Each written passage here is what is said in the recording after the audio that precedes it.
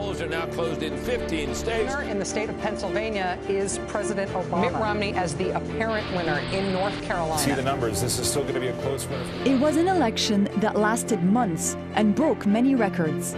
From the massive amounts of money spent by billionaires and super PACs to the sheer number of political ads bombarding viewers. Mr. President, let us keep our jobs. You earned your benefits. Don't let Mitt Romney take them away. Refuses to take a position on the Lilly-led. I'm Mitt Romney, and I approve this message.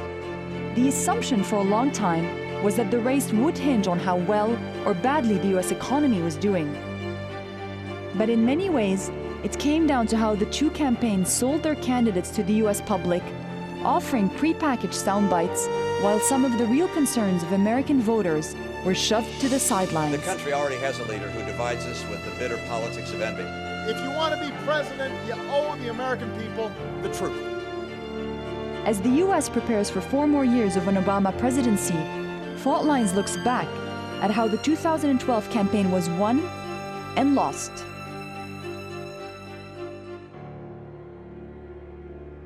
Tonight, in this election, you, the American people, reminded us that while our road has been hard, a victory for President Obama, but one that came after a close, hard-fought race. We have fought our way back, and we know in our hearts that for the United States of America, the best is yet to come. After 4 years of high unemployment, his campaign was always going to find it hard to recapture the energy of his 2008 win. But Barack Obama was able to do one thing to win in the states that count. He won because he was able to define his opponent more effectively than his opponent was able to define himself. I so wish that I had been able to fulfill your hopes to lead the country in a different direction, but the nation chose another leader. President Obama made Mitt Romney unacceptable to voters. He's viewed by enough people as living a rarefied, super wealthy, out-of-touch existence. He couldn't connect with people.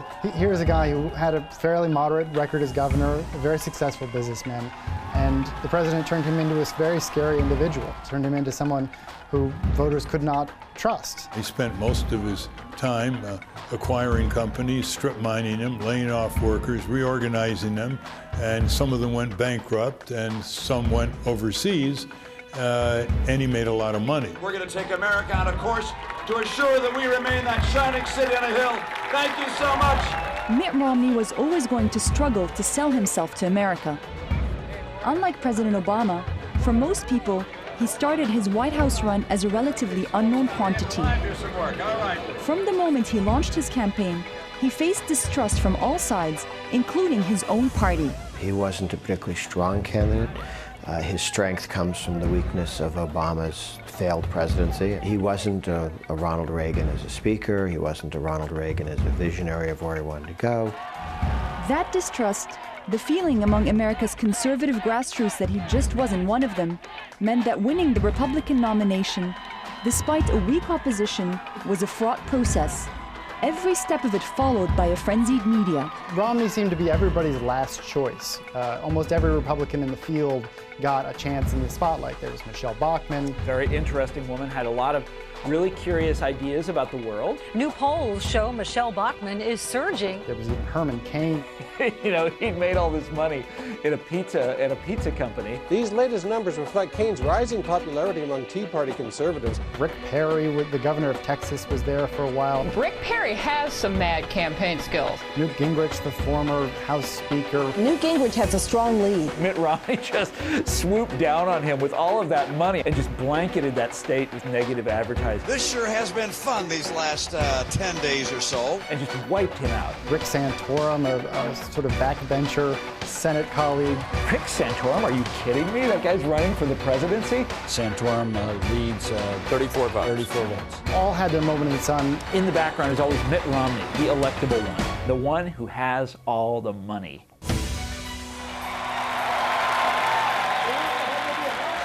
But even with the nomination sewn up, who Mitt Romney was and what he stood for was still unclear, both to his party and to voters at large. Even one of his own senior campaign advisors said his habit of shifting positions was a deliberate tactic, a comment that was seized upon by opponents and journalists alike. Well, I think you hit a reset button for the fall campaign. Everything changes. It's almost like an Etch-a-Sketch. You can kind of shake it up and we start all over again. It confirms what most people on the left and on the right think about him. One of the most, if not the most, significant gaffes of the entire campaign. Our children deserve it. Our nation depends on it. You see this over and over again with candidates that come from particular regions. That doesn't keep me up at night. Since he's run as a national leader as opposed to a state leader, he's been consistent in terms of his positions on limited government. To shore up the Republican base, Mitt Romney picked Congressman Paul Ryan as his running mate, an anti-abortion advocate with a deeply conservative economic agenda. We apply our founding principles. Choosing Paul Ryan was one of the smartest moves of the campaign. It answered a whole series of questions. Does he have a plan? Does he have a vision? But when he chose Paul Ryan, he yoked himself very, very, very closely, not only to the far right economically of his party, but also to the far right social agenda of his party, and also to a very unpopular Congress. While the party was happy, selling Romney to the wider public was a harder task, and one that proved ultimately impossible. In September, a video emerged showing him at a closed-door fundraising event at the home of a private equity manager. Well, there are 47% of the people who will vote for the president no matter what. All right, there are 47% who are with him, who are dependent upon government, who believe that they are victims. It seemed to confirm every cartoonish notion that people had about Mitt Romney, that he was in fact just a pawn of the elites and really didn't care about vast swaths of the American people, including veterans, including seniors, and that he really was a heartless monopoly man. This is really something. The video saw Mitt Romney's poll ratings drop. But how the candidates would handle the economy was a bigger issue in this election. The Republicans unsuccessfully tried to paint Obama as a dangerous custodian of the U.S. economy. There's always an effort to distract from failure. And Obama's had 4 years of miserable failure in terms of the economy. He wants you to believe that somehow he'll create 12 million jobs. And then, of course, home values have been down and foreclosures have been up. Cut taxes by $5 trillion. And you know, remember the president, he went out and borrowed $787 billion. Turns out, tax plan doesn't add up. And he said if you let him borrow all that money, he'd keep unemployment below 8%. Jobs plan doesn't create jobs. This president is out of ideas. Deficit plan doesn't reduce the deficit. He's out of excuses, and in November, we're going to put him out of office. Romney believed, much as his Republican predecessors do, that if you lower tax rates, that you'll somehow magically generate growth. Obama's vision was that we would ask the wealthy to pay a little bit more to help put our long-term fiscal problems on a more sustainable path. But he was pretty much offering the status quo. God bless the United States of America. While both Obama and Romney promised to lead the country on different paths, neither of them was willing to directly address the root causes of America's economic crisis. Obama was completely hamstrung by the fact that he will not talk about the sins of Wall Street. He's facing a Wall Street guy in the election. He can not only hit that one out of the park, but he can tie it directly to his opponent. You know, it's a win-win thing. He still wouldn't do it. It is a very impoverished dialogue between the two, trying to score points, but ignoring vast areas of conditions that affect millions of people. He was not that kind of Democrat. And, you know, by God, he was never going to mislead the world into thinking he was that kind of Democrat. In the end, President Obama didn't need to take on Wall Street to win. But ironically, conservatives still accused him of going too far. He governs as a radical left-winger, and the only centrist stuff is stuff he sometimes says out loud, but it's not how he's governed. It's not what he did. He came into office and he wasted $1 trillion spending. But if you look at Obama's record, it actually sort of bears a striking resemblance to the first President Bush's. The economy was a dominant theme when the two candidates faced off in the first presidential debate. But winning a presidential election is not just about winning the policy argument. Oh, well, Mitt Romney is he's actually a very well-packaged product, isn't he? And I appreciate the chance to be with the president. I mean, he always looks so perfect. His hair is so perfect, you know. I'm always impressed by his hair, by the way. And I think a lot of other people are. Everybody comments on his hair. But the way during the debates, how he would sit there and look at Obama in this perfect way, he'd rehearsed that. He is not a great debater, but he was a fantastic debater on that night. Look, I've been in business for 25 years. I have no idea what you're talking about. He was like a journeyman NBA player going off like Kobe. He just was playing out of his mind. People expected this kind of plutocratic monster, to show up, and he would turn out to be actually a really nice guy, a really personable guy, a friendly guy, and a clever guy, and that surprised people, I think. That upper income individuals are currently taken advantage of. At the same time, Barack Obama, who is an average debater, was sleepwalking through the event. He seemed cold and distant, the body language looking down. It looked like his fire was out and he was ready to go home. And so that's a big topic. Can we stay on Medicare? I want to get to it. Where's the hope gone? The hope is disappeared. He's not saying anything that's remotely inspiring. Tired, exhausted, a little bit annoyed because he wasn't getting the deference that he expected. What was he doing tonight? He went in there disarmed. He was like, oh, wait, an hour and a half, I think I can get through this thing. The first debate was Mitt Romney's shining moment in his unsuccessful White House bid. It was a clear victory, and after trailing for months, the election was suddenly a neck-and-neck race. The polls are tightening once again, and it's a pretty clear reaction to last week's debate. It turned up the heat for round two. Obama came out very aggressive, very determined to draw contrasts. He was energetic, he was articulate. But that's not what you've done in the last 4 years. I think did a much better job of defending his record and pointing out the inconsistencies and the exaggerations and frankly the lies that Governor Romney had been telling folks from the first debate. It's just not true. It's absolutely true.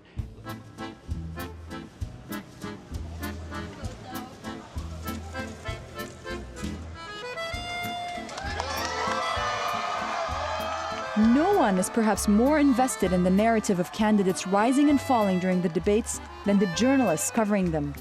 I understand how hard it is to start a small business. Drama means ratings. Ratings mean money.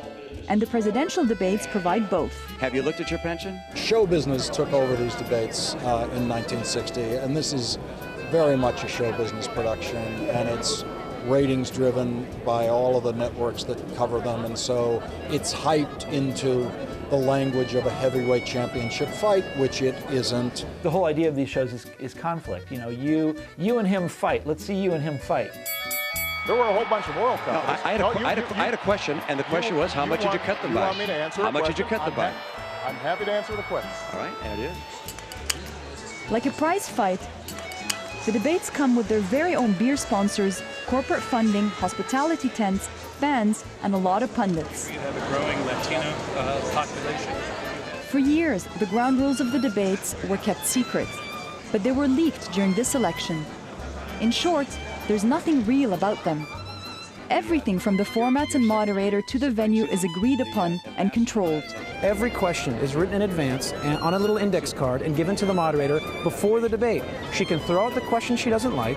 Once the audience member is selected to ask a question, the microphone is turned off. They can't ask follow-up questions. So what once was a fantastic, creative, unpredictable forum has been tightly controlled by the candidates to eliminate a lot of spontaneity and prevent the candidates from stumbling in front of tens of millions of voters. Romney's plans / education. It's not only the medium that's controlled, it's the messaging too. Immediately after every debate, representatives of both campaigns come out to speak to the media. They're everywhere here. You can see them. They carry signs that have their names on them and the color of the party that they belong to. And their hope is to spin the narrative and convince the media that their candidate won the debate. And when shaping the narrative is all important, the spin starts before the debate is even over. Do you hear the last question? David, could you get the last question? And in an interview, he said what happened in Benghazi was in response to a video. What the president did tonight was play dodgeball. The media coverage is very important. We spent a lot of time here in the spin room talking to reporters because we want to use your newspapers and your broadcast outlets to reach as many people as we can. Politics it can be really disgusting all the time, but the spin room, ooh, that stuff is there's something really monstrous about that.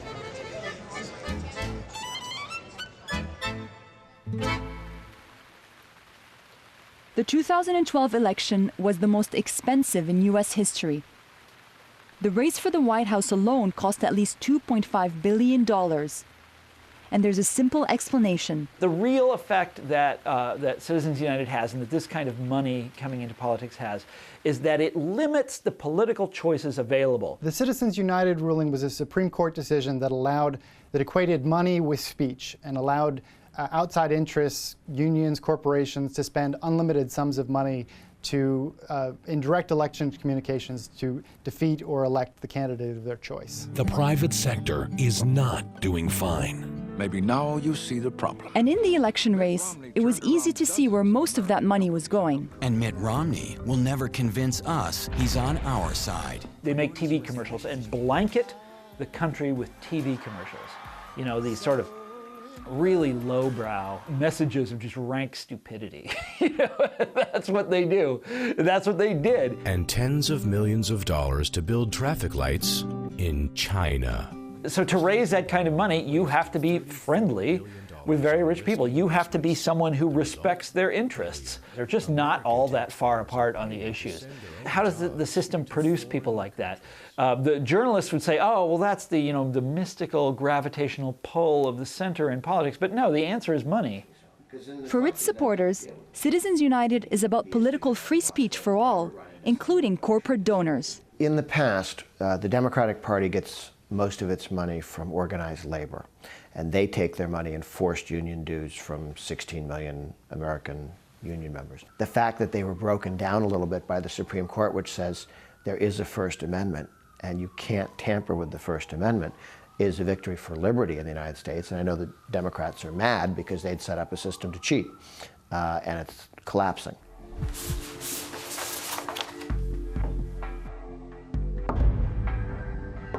Most of the money and resources were poured into so-called swing states, states that could tip the election to either Romney or Obama. Each state in the U.S. comes with a set number of electoral college votes based on population. When you win the state, you win its electoral college votes. Obama took the crucial swing states of Nevada, Colorado, Iowa, Wisconsin, Ohio, New Hampshire, and Virginia, more than enough to win the White House. That was due in part to changing demographics in the United States, with large numbers of Latinos voting for him.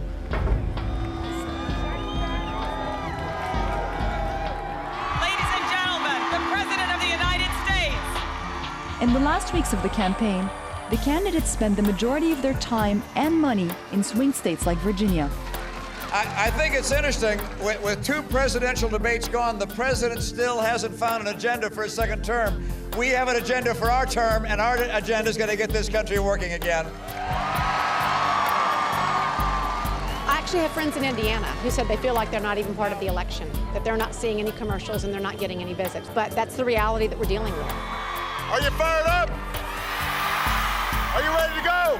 So I think it kind of actually levels the playing field for states, people that live in very rural areas, that they're going to get so much attention that politicians will have to come out, our leaders will come out, and they'll have to see these different states. Come on, it does the opposite. It does the opposite. Look, California is an enormous state. They aren't even campaigning there. They aren't even trying in California. That's insane. This is a country of 300 million people, and the election is going to be settled by a bunch of people in Ohio, Wisconsin, New Hampshire, Iowa.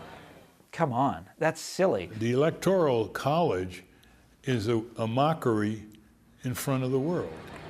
Is there any other democratic election in any country where the person who comes in second in the popular vote can win the election? only in the United States. They invest tremendous amounts in a ground game, in staff and offices and resources to target voters, to figure out who's a likely voter, who's an unlikely voter, who's a Democrat voter, who's a Republican voter, who's an independent. And then how do you motivate those independents? How do you motivate all of those classes of people? And so it becomes this very scientific exercise with just ungodly amounts of money, both in advertising and in human resources, to turn out the vote. And if we win Virginia, this race is over. It becomes mathematically impossible for Romney to win. The political system in the U.S. means that every presidential race is essentially a two-party duopoly. Across all these different issues. There were at least 4 major third-party candidates in the running this year, but their campaigns barely got any coverage. Our next president of the United States, Jill Stein! The Green Party's Jill Stein was one of them. At a rally in September, Stein addressed a few dozen supporters, including a representative from Occupy Wall Street. So we are not safe so long as we have nuclear power in this country. We are losing our civil liberties, which are under attack, and the climate is in meltdown.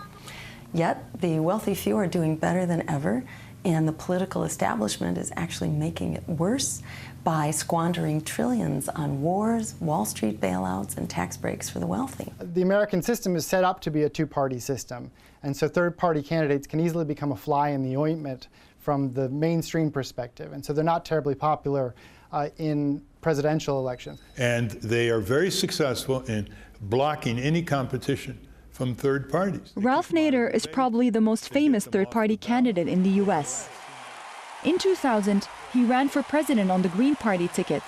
Many liberals accused him of taking away crucial votes from Al Gore and blamed him in part for George W. Bush's victory. They get them off the ballot. They harass them with baseless litigation, and in a way, they've become a duopoly that makes a mockery of any semblance of democracy. Locked out of the main debates and with little financial backing, third-party candidates were once again unable to compete. You know, the economic elite runs both of those parties. They are very happy to have only each other to contend with. So it is all about us standing up and fighting. In a race as controlled as this one was, there were very few unscripted moments. But with just a few days of campaigning left, Tropical Cyclone Sandy hit. It devastated huge parts of the Northeast coast and brought New York to a standstill. Obama interrupted his campaign to oversee emergency preparations and visit those hit hardest. In the process, he earned some unlikely allies. We are here for you. New Jersey's Republican governor and prominent Romney supporter Chris Christie lavished the president with praise. He has done, as far as I'm concerned, a great job for New Jersey. There are no Democrats or Republicans during a storm. They're just fellow Americans. Obama's handling of Sandy's aftermath gave him not only the opportunity to appear presidential, but earned him high favorability ratings in the polls. Although Obama won this election, the margin was far lower than in 2008.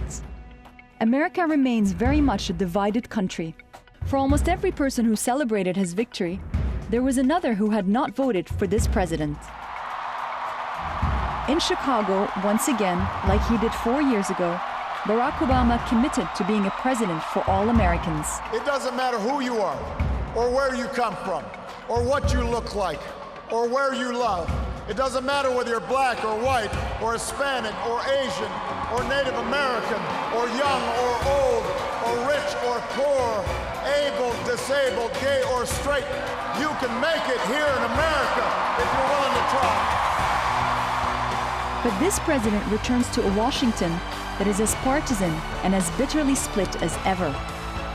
And Obama will be operating within clearly defined boundaries, those set by the power of money over both parties and the U.S. political process itself. We are and forever will be the United States of America. With few exceptions, their core policies pretty much are going the same place, in the same direction, at almost the same speed. The political parties that have been bought and paid for by the 1% are delivering for the 1%. God bless these United States. It's a choice that cries out for more international war. It's a choice that cries out for more of the taxpayer dollar going into the bloated military government. And above all, it's a choice for not changing the corrupt system of money in politics and the excessive power in the hands of the few at the expense of the many.